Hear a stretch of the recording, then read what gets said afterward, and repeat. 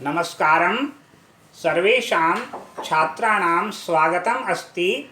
अद्य वयं स्नातकद्वितीयवर्षस्य कक्षायां प्रथमप्रश्नपत्रे अभिज्ञानशाकुन्तलं नामधेयं नाटकं पठिष्यामः। नमस्ते विद्यार्थियों, पिछले वीडियो में हमने अभिज्ञान शाकुंतलम नाटक के तृतीय अंक के 2 श्लोकों को पूर्ण कर लिया था। अब यहाँ पर तीसरा श्लोक हम प्रारंभ कर रहे हैं।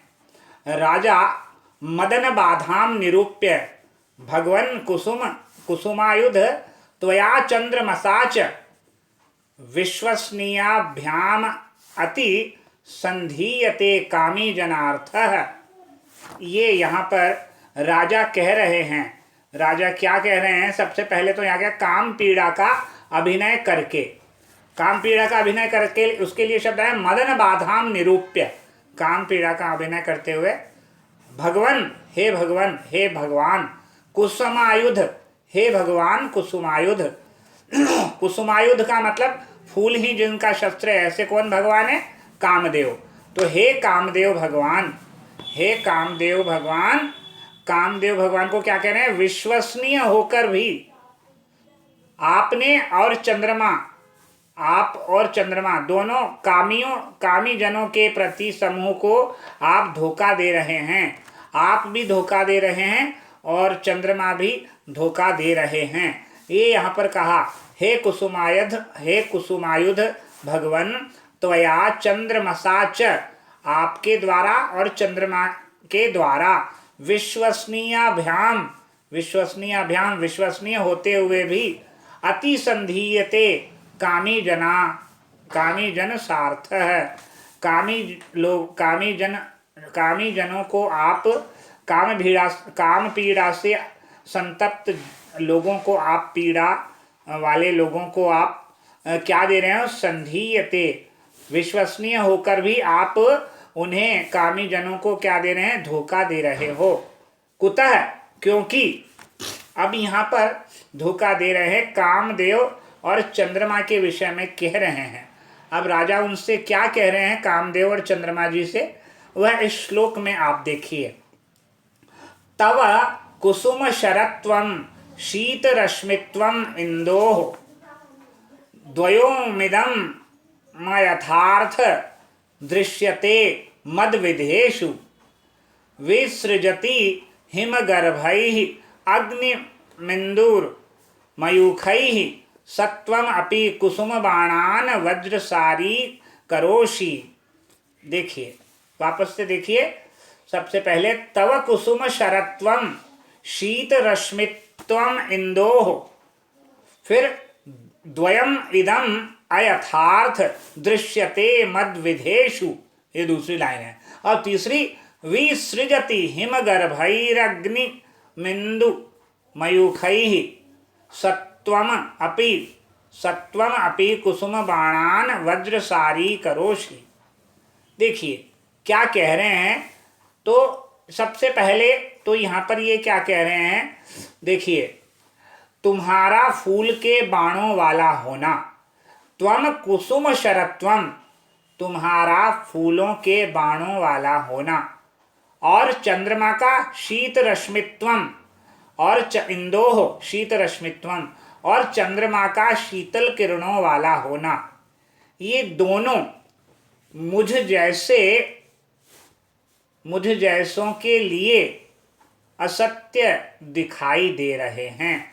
मुझ जैसे काम पीड़ितों के विषय में ये दोनों ही बातें असत्य दिखाई दे रही हैं। कौन सी 2 बातें?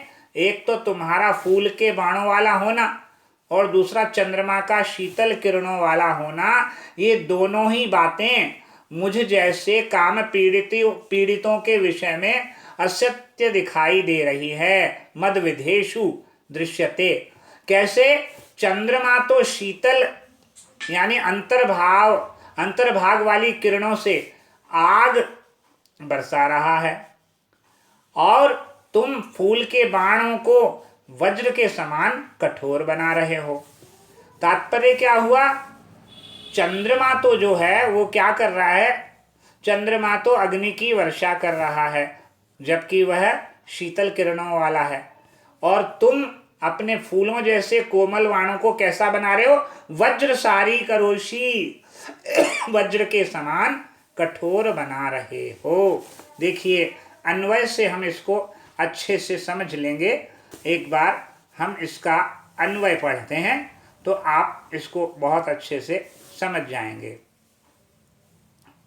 देखिए, सबसे पहले यहाँ पर हम पढ़ते हैं इसको, आप संस्कृत में पढ़ेंगे, मदन संस्कृत में इसको पढ़ेंगे तो इसका अर्थ अच्छे से स्पष्ट हो जाएगा। संस्कृत, तव, तव मतलब मदनस्य, कुसुम शरत्वम यानी कुसुमम, पुष्पम, शरः यानी बाणः, यस्य तत्वम तस्य भावः, इंदोः चंद्रस्य, शीतरश्मित्वम यानी शीताः हिमाः रश्मयः किरणाः यस्य तत्वम तस्य भावः, इदम यानी एतत्, पूर्वोक्तम द्वयम दोनों बातें, उभयम अपि कौन से? मद विधेषु, मम विधा प्रकारा येषां तेषु तेषां विषये अयथार्थम न यथार्थम सत्यम, सत्य नहीं है, दृश्यते अनुभूयते। इंदु चंद्रः हिमगर्भैः, हिमकणों के द्वारा, हिमम तुषारः गर्भे अंतः येषां तैः मयूखैः किरणों से, किरणैः अग्निम हुताशनम विसृजति छोड़ रहा है, त्यजति, त्वं भवान और आप, अपि च कुसुम बाणान कुसुमानि पुष्पाणि एव बाणः शरातान वज्रसारी करोषि, यानी अवज्रसारान वज्रसारान करोषि, यद्वा वज्रवत कुलशवत सारी करोषि दृढ़ी करोषि। ये यहाँ पर बताना चाह रहे हैं।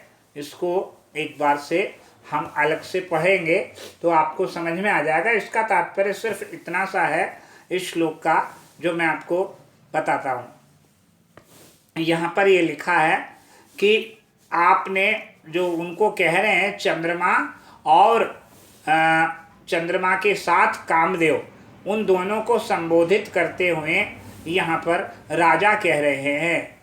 क्या कह रहे हैं? यहाँ पर राजा ये बताना चाहते हैं कि तुम्हारा फूलों के बाणों वाला होना, यानी कामदेव का तुम्हारा फूलों के बाणों वाला होना और चंद्रमा का शीतल किरणों वाला होना, ये दोनों ही बातें मुझ जैसे काम पीड़ित व्यक्तियों के विषय में असत्य दिखाई दे रहे हैं। क्यों? क्योंकि चंद्रमा शीतल किरणों वाला होने पर भी आग की वर्षा कर रहा है, आग बरसा रहा है, ठीक है, आग छोड़ रहा है। शीतल किरणों वाला, शीतल अंतर्भाग वाली किरणों से आग को डालता है, यानी आग छोड़ रहा है। और तुम फूल के समान कोमल बाणों वाला होते हुए भी तुम फूल के बाणों को वज्र की भांति दृढ़ बना रहे हो, कठोर बना रहे हो। ये यहाँ पर बताना चाहते हैं। अब इसमें क्या विशेष बात है? काम और चंद्र क्रमशः कुसुम शरत और शीत रश्मि कहे जाते हैं। इनके विशेषण है, कामदेव का विशेषण है और चंद्र का क्या विशेषण? तो कामदेव का तो विशेषण है कुसुम शर, और चंद्रमा का विशेषण है शीत रश्मि, ये कहे जाते हैं। पर विरही के लिए विपरीत प्रभाव दिखते हैं। श्लोक यहाँ पर ये श्लोक में बताना चाहते हैं। चंद्रमा का वर्णन और कुसुमायुध अर्थात कामदेव का वर्णन, विरह दशा की उक्ति होने के कारण यहाँ पर उचित ही प्रतीत हो रहा है। प्रस्तुत श्लोक में जो है मालिनी छंद का प्रयोग किया गया है। मालिनी छंद के प्रत्येक चरण में 15 वर्ण होते हैं, जो क्रमशः नगण नगण मगण यगण यगण के क्रम से 15 वर्ण होते हैं। मालिनी छंद के प्रत्येक चरण में 15 वर्ण होते हैं जो क्रमशः नगण नगण मगण यगण यगण के क्रम से होते हैं। और यति कहाँ पर होती है?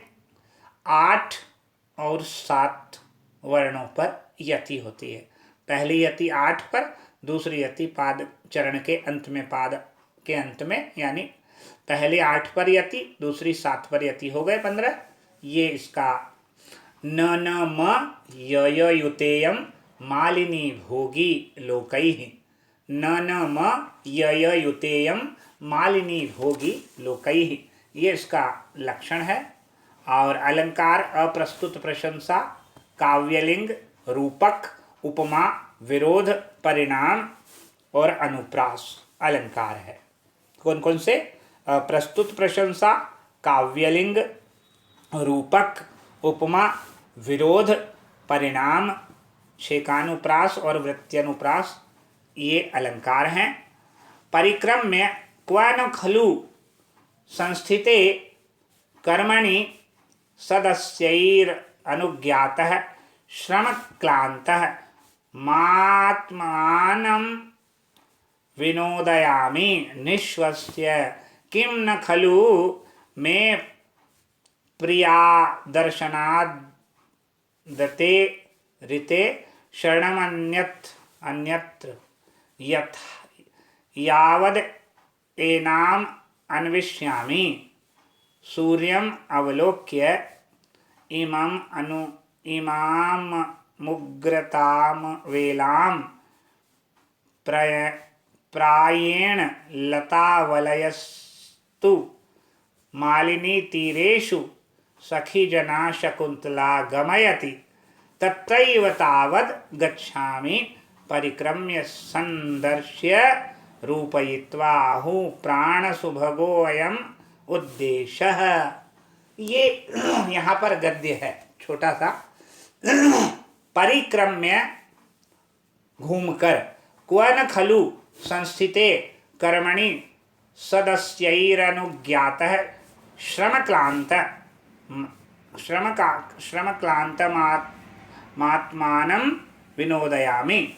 इसका मतलब ये है कि घूमकर कार्य समाप्त हो जाने पर जो है सदस्यों यानी यज्ञ सभा के सदस्यों ऋषियों की अनुमति पाकर परिश्रम से थके हुए, क्लांत थके हुए शरीर का क्लेश कहाँ विनोदयामी किस प्रकार मैं दूर करूं। निश्वास छोड़कर वो कहते हैं प्रिया के दर्शन के बिना मेरे लिए दूसरी कोई शरण कहाँ पर प्राप्त होगी, तो मैं थोड़ा इसे ढूंढता हूँ। अन्विष्यामी शकुंतला को ढूंढता हूँ। सूर्यम अवलोक्य सूर्य को देखकर, प्रायः इस समय उग्र, प्रायण प्रचंड धूप की यह वेला, प्रचंड धूप के इस समय को वह शकुंतला लता मंडप वाले मालिनी नदी के तट पर सखियों के साथ शकुंतला उसी जगह पर अपना समय बिताती है। तो मैं वहीं जाता हूँ और घूमकर स्पर्श का अभिनय करता है वहाँ के स्थान का। यह स्थान तो बहुत ही कैसा है, उत्कृष्ट वायु के कारण बहुत सुंदर स्थान है, बहुत अच्छा लग रहा है। यहाँ पर ठंडी ठंडी हवा चल रही है, ऐसा वह अनुभव करते हैं और अपने अनुभव को वे एक श्लोक में रूपायित करते हैं। अब यहाँ पर एक श्लोक में वे इस वातावरण का वर्णन कर रहे हैं। देखिए ये क्या है। शक्यमरविंद सुरभिः कर्णवाही मालिनी तरंगाणाम अंगैरनंग तप्तैर अविरल मालिंगितुम पवनः। देखिए शक्यम अरविंद सुरभि कर्णवाही मालिनी तरंगाणाम, ये पहली पंक्ति। दूसरी अंगैरनंग तप्तैर अविरल मालिनी मालिंगितुम पवनः। तात्पर्य क्या हुआ? कमल की सुगंध वाली और मालिनी की तरंगों के कण को धारण करने वाली हवा का काम तप्त यानी अंग काम तप्त शरीर लगातार आलिंगन कर रहा है, कर सकता है। तात्पर्य क्या है?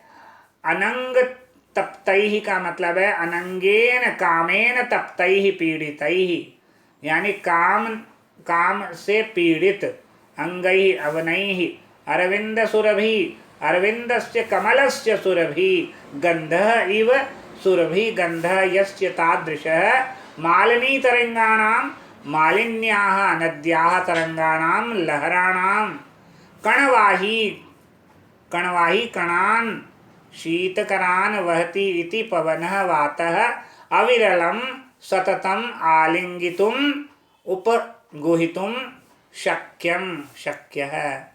तात्पर्य क्या है? कमल की सुगंध वाली और मालिनी की तरंगों के कणों को वहन करने वाली हवा का काम से पीड़ित अंग लगातार आलिंगन कर सकते हैं। तात्पर्य ये है कि यहाँ पर हवा तरंगों के संपर्क से शीतल और कण वहन करने से मंद और कमल के स्पर्श से सुगंधित है। अविरल का अर्थ लगातार है और यहाँ पर अनंग तप्त को कर्ता और अंग को करण भी माना जा सकता है। ऐसी वायु का ताप से तप्तों के लिए उद्दीपक है, दुष्यंत को सुखकर लगती है। ऐसा लगता है मन ही मन यह सोचकर कि शकुंतला का शरीर स्पर्श करके यह वायु आई है, वे सुख का अनुभव करते हैं। इसलिए शक्यम कर्मवाच्य में पवन का विशेषण होने से इसका प्रयोग किया गया है। प्रस्तुत श्लोक जो है वह छंद बताया है, आर्य छंद इसका प्रयोग हुआ है। आर्य छंद है और समासोक्ति अलंकार है और अनुप्रास अलंकार भी है। छंद तो है आर्या, यस्याह पादे प्रथमे 12 मात्रास तथा तृतीयेपि 18 द्वितीये चतुर्थके 15 सा आर्या, ये है। यह जिसके प्रथम एवं तृतीय चरण में 12 मात्राएं होती है, दूसरे चरण में 18 मात्राएं होती है तथा चतुर्थ चरण में 15 मात्राएं होती है, वह आर्या छंद कहलाता है। और ये जो है मात्रिक छंद है क्योंकि इसमें मात्राओं की गणना की जाती है। और यहाँ पर अलंकार की बात करते हैं तो समासोक्ति अलंकार है और श्रुति अनुप्रास, वृत्ति अनुप्रास, शेकानुप्रास इत्यादि अनुप्रास के प्रकार भी हैं। तो अनुप्रास और समासोक्ति अलंकार है। आज का वीडियो हम यहीं समाप्त करते हैं। अगले वीडियो में हम अगला श्लोक प्रारंभ करेंगे। तब तक के लिए यहीं विराम देते हैं। नमस्कार, धन्यवाद।